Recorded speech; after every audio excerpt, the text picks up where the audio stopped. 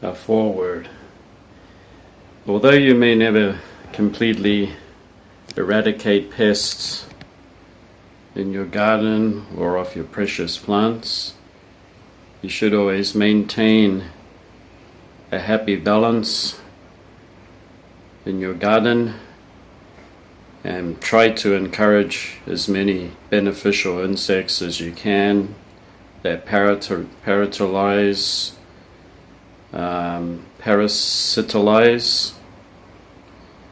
the pests.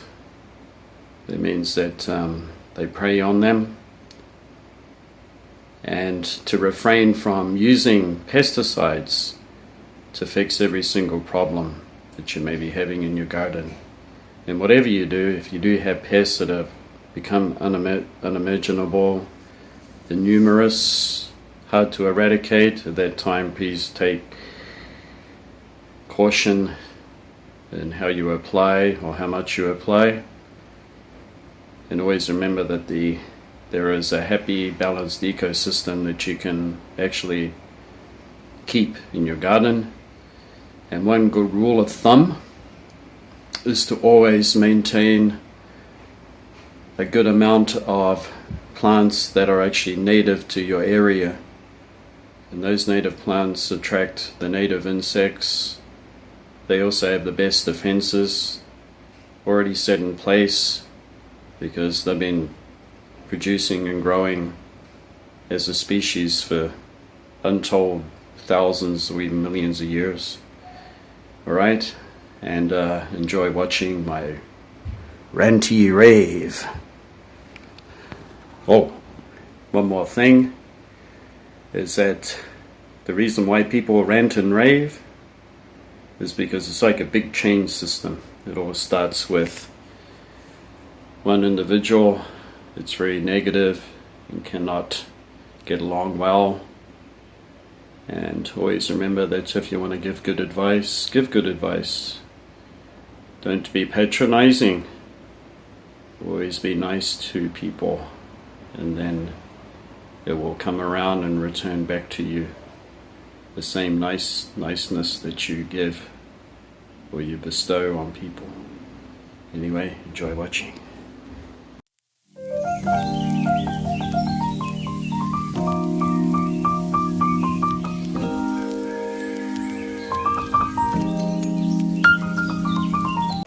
Hello, Mr. Mentis. You can stay there, you're doing a good job. Sorry if I spooked you.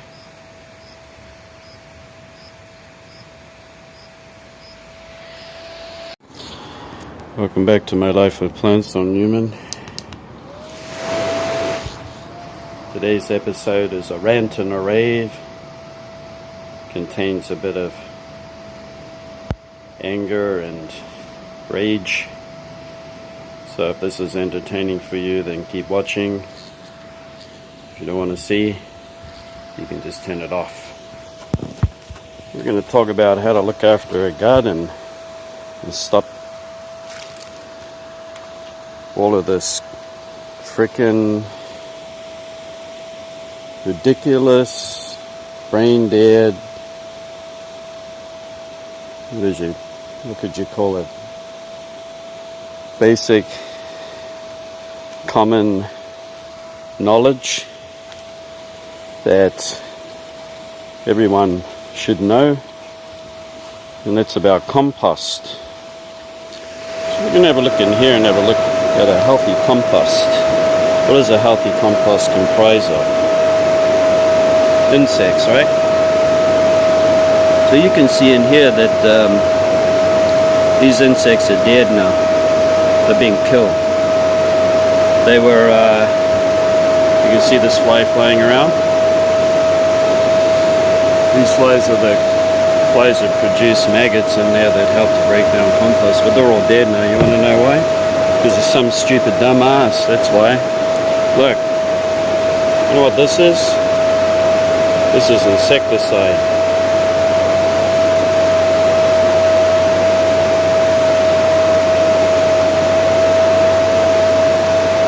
This is ridiculous. It says it's for garbage areas to stop smell.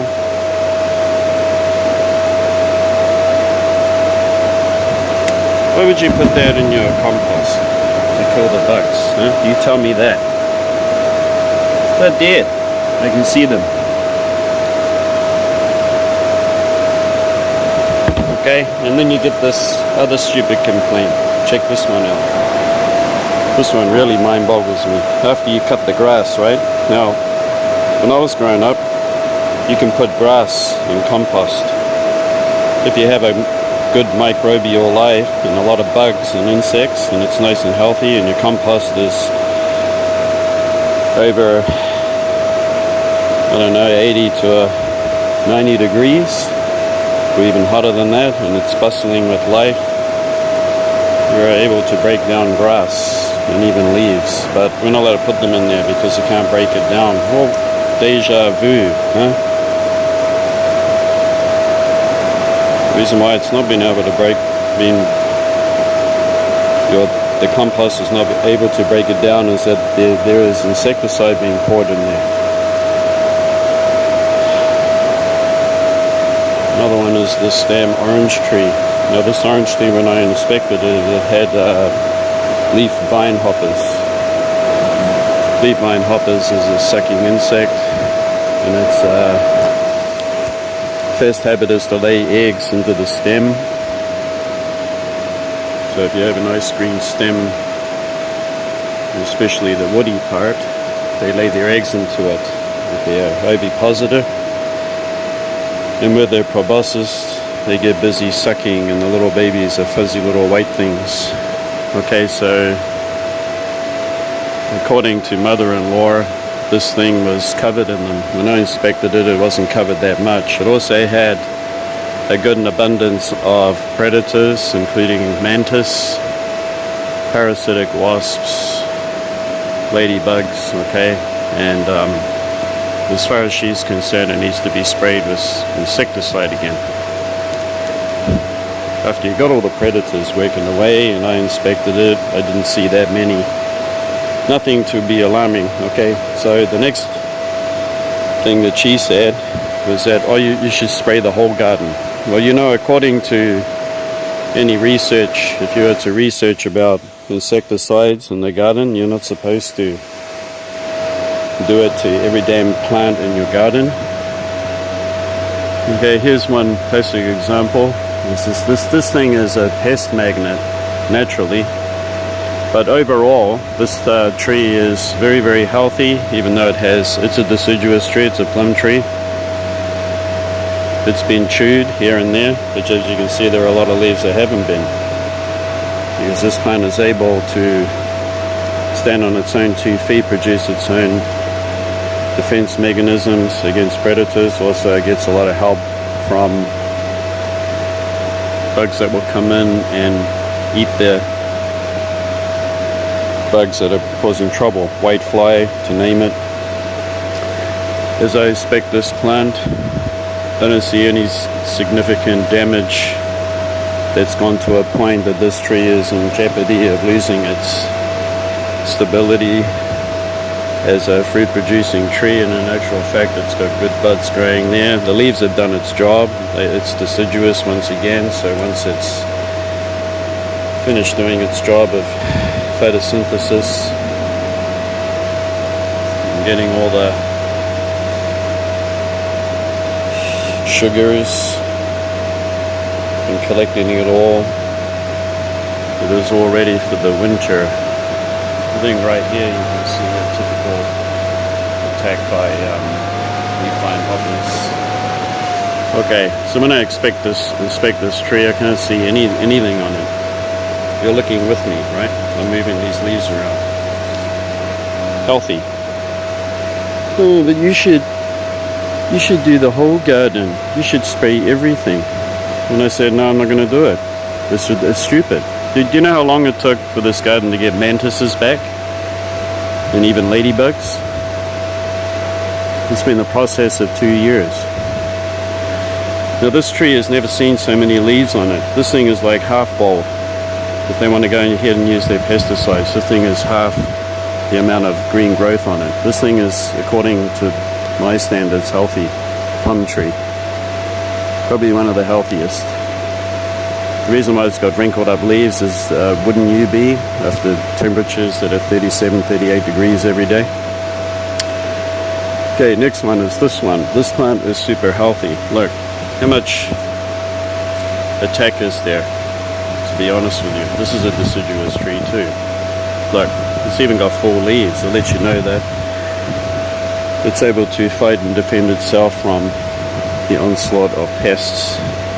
We have a lime tree hopper up here. You just saw it, but they are very far and few between because a lot of other insects have been eating them.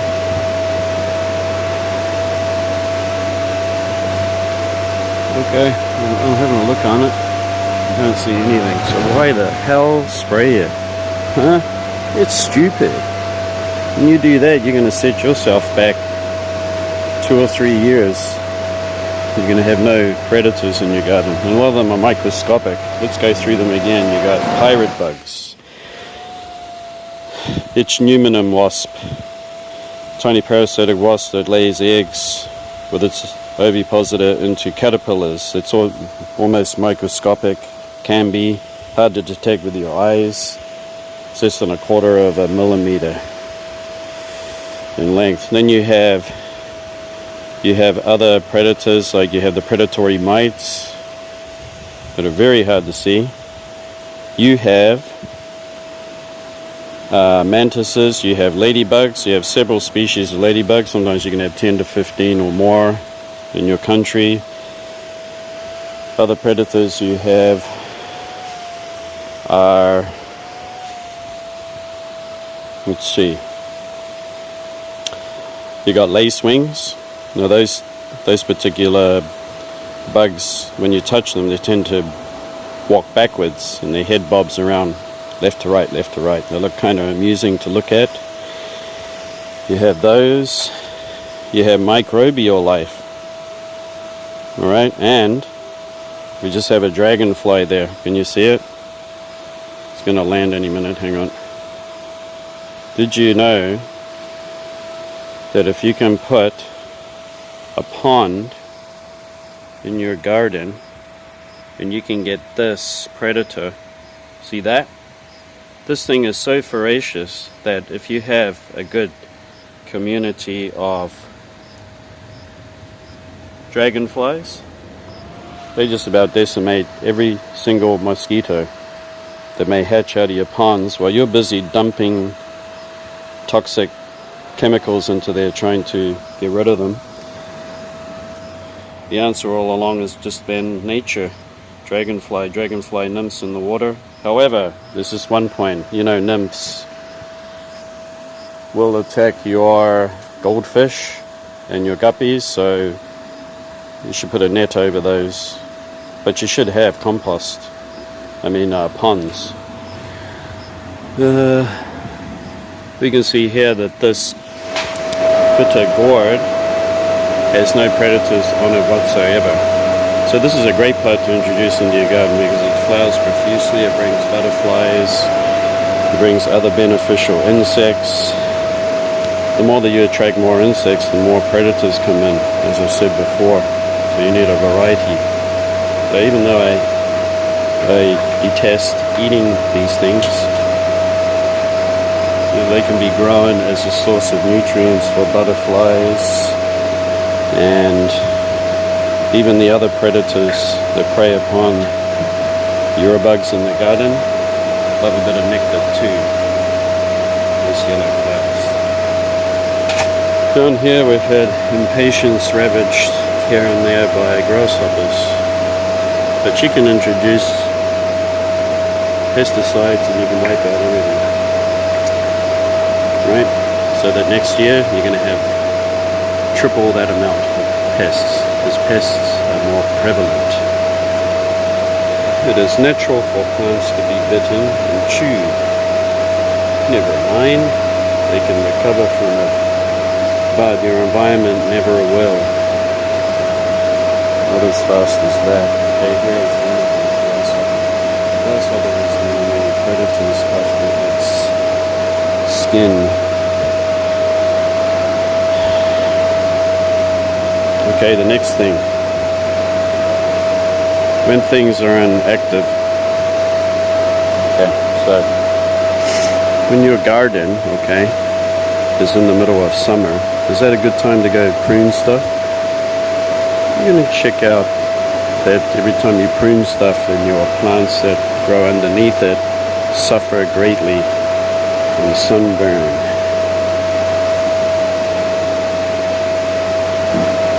You see the sunburn on those plants?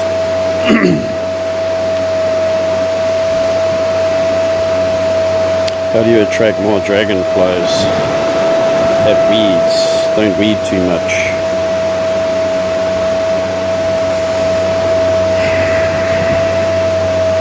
The other one is like, I'm sorry about raving. Everyone gets frustrated, and I just want to show everyone that I'm human. I'm not going to hide anything on my TV program. You can see here, can you see that white? So those are the eggs that have hatched after the vine tree hopper, and I don't know another name for it. I'm learning, but I do know its activities very well. It lays the eggs inside the stem there, and they hatch out, and that's the remnants of that. Now, if you do have such things as bugs that lay eggs, I like to lay them in the nice, fresh, soft part of the plant. And if they are trees and shrubs that you trim during the autumn time, then they're easily discarded and gotten rid of without using your pesticide. So you can guarantee that something's laid in here. But with a nice light prune, you'll be pruning off a lot of those eggs. Not to mention a plant that's cut. We all know that it produces specific enzymes or hormones that kick in to protect the plant, and I don't know their scientific names because that's like learning a new language, so hard to remember. Some plants just naturally have it, like this bitter gourd, and Blatila seems to be a plant that, an orchid, that really doesn't get bitten by very much at all. It's very surprising. But it is a native plant of Japan, and it shows it does show it. And there's begonia here too. Look, this begonia has been chewed a little bit here and there. It's a native of Japan. It's a bulb begonia. So what it does is, after it's finished flowering, it'll produce a lot of new bulbils that will drop and fall to the soil, and this will become an established bigger plant. But I'm happy to have a begonia. Yeah. Wanted to show you this. It's actually native to the US. Got my fan blowing here so I don't cook, but this is one of my all-time favorites, and it's not native to Japan at all. It's considered a weedy plant just because of its nature, but check out how beautiful these flowers are, and they smell divine. Just gotta have a little sniff. They smell delicious. They smell like a little bit like just a sweet caramel. And check out all of these buds. It's going to flower a lot. And it does get cold here, as you know, so this plant will actually die down, but it'll always come away with fresh growth every year. And it does have the odd grasshopper here and there, and I just take them off. Come here, like that. And I take Mr. Grass. This is Mr. Grasshopper.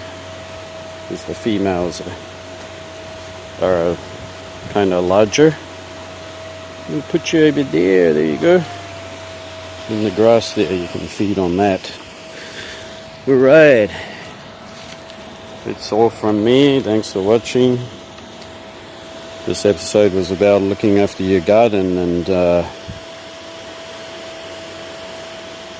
before you go help somebody, make sure that you're going to be helpful in the first place. Don't be a moaning, curse, and annoy people.